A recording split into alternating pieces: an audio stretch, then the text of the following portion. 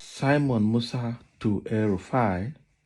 At least 80% of the people in Benue State are Christians, but they choose to vote for the APC. So why the hate against Christians, especially in Kaduna State?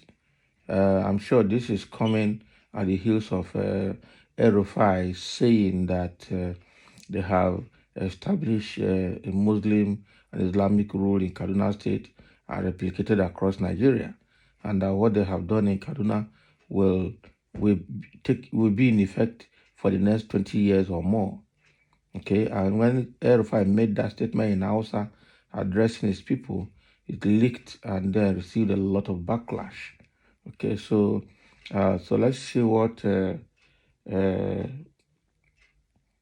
this man is saying. Simon Musa, the Middle Belt Forum's legal counsel, Simon Musa, responded to recent remarks made by Nasser El-Rufai regarding the importance of religion in the 2023 presidential election.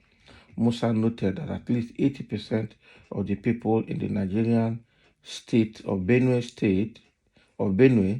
which is in the Middle Belt, identify as Christians. Okay.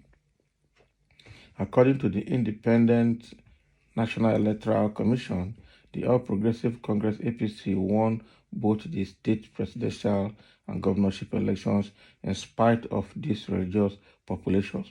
So Rufai said that religion affected people voting behavior in the 2023 election, while Musa disagreed.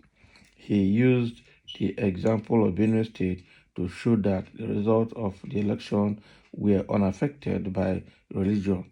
Musa's speech was made amid ongoing debates and range of responses to the appointments the Tinubu administration has made. Okay, so Simon Musa stated in an interview that the APC won the state of Benue despite its largely Christian population.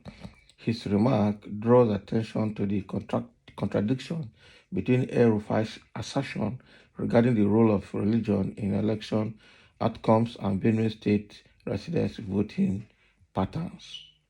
Okay.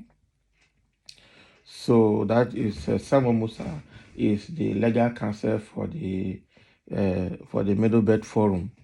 Okay, and what he's saying here is that El-Rufai making another statement that religion played a very big role in the outcome of the 2023 general election.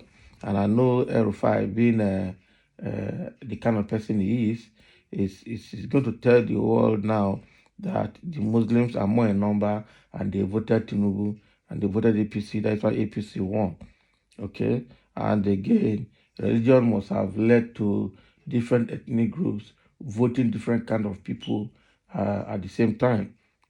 But you cannot rule ethnicity out of everything we do anyway, even though we are clamoring for one Nigeria and making sure everybody is included in the government of inclusion. So now Simon Musa has responded to El-Rufai to let him know that this what he said did not hold water in Benue State. For instance, Benue State has large population of Christians, okay, but APC still won both the state governorship elections and the federal elections there in Benue State. So how can you explain that? It means that those 80% Christians in Benue voted for APC. That is what it means. So if they had wanted to follow religion and ethnicity, then they wouldn't have voted APC. They would have voted PDP or Labour Party. Okay. So, but unfortunately, APC won. So how did APC win? Okay. I think the only reason that made Christians there to vote largely for APC is because the governorship candidate is I think it's a reverend father or a priest or so. And so the Christians did not vote because they love APC so much. They voted because the person standing is a Christian and had Christian relationship and influence in the state. Okay, so, and I'm sure that is why that guy won, because if he had gone to APC or gone to PDP or Labour Party, he would have still won, because being a Christian, they saw him as a Christian, not as a party. That is what I saw there. So it was a smart one for APC in that state to field a Christian as a governorship candidate. Okay? So that is what happened in Benue State. And so Rufai didn't need to make those statements he's making. Rufai is actually known for making controversial statements. Okay? So, and I'm sure after making that statement that they have entrenched Muslim and Islamic rule in the Kaduna State and across Nigeria, and it has come to stay, he went further to still make another statement that religion contributed to the outcome of the 2023 general elections. And now somebody has come to debunk that, and that is the legal counsel for Middle Belt Forum, Simon Musa, and has Mr. Simon Musa has debunked Rufai's statement.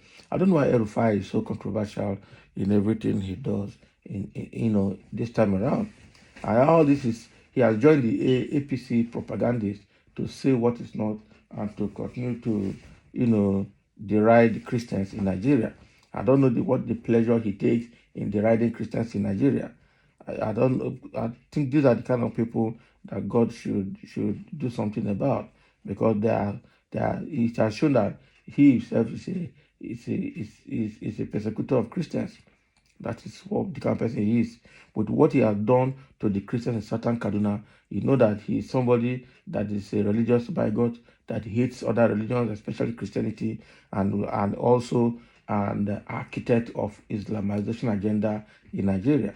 Because everything about Rufai is about Islamization. The same thing with the deposed emir of Kano, Sanusi. Sanusi is also somebody that supports Fulani so much, and at the back end supports Islamization.